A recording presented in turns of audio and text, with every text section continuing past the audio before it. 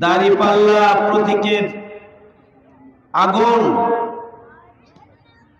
এটা চাঁপাইনবাবগঞ্জের মানুষের কলিজায় আগুন।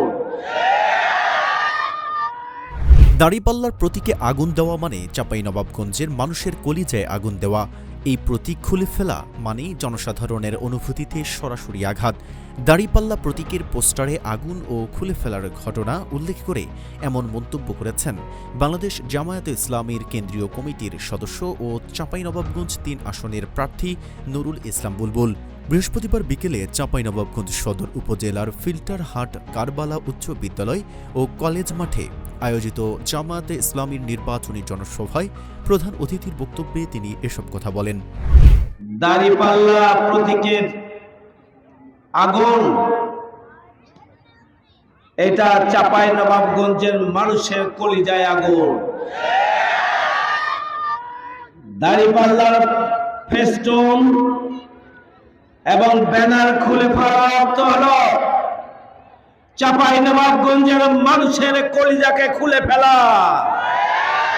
যারা এটি করেছেন নিজের পায়ে তারা কুড়াল দিয়েছেন।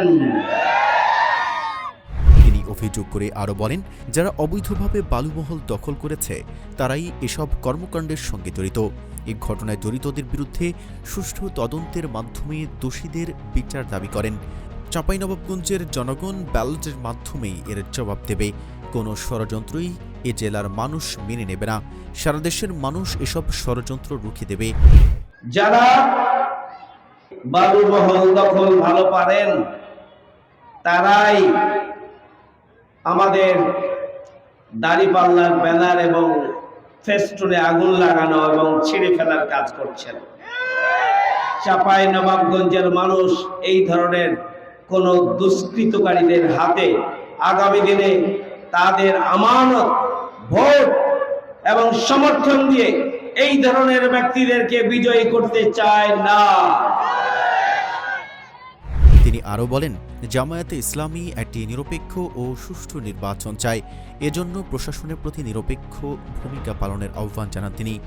জনসভায় সদর উপজেলা জামায়াতে ইসলামীর আমির হাফেজ আব্দুল আলিমের সভাপতিত্বে বিশেষ অতিথি হিসেবে উপস্থিত ছিলেন জেলা জামায়াত ইসলামীর আমির আবু জার গিফারি, সাবেক সংসদ সদস্য লতিফুর রহমান সহ দলটির বিভিন্ন পর্যায়ের নেতাকর্মী ও সমর্থকরা।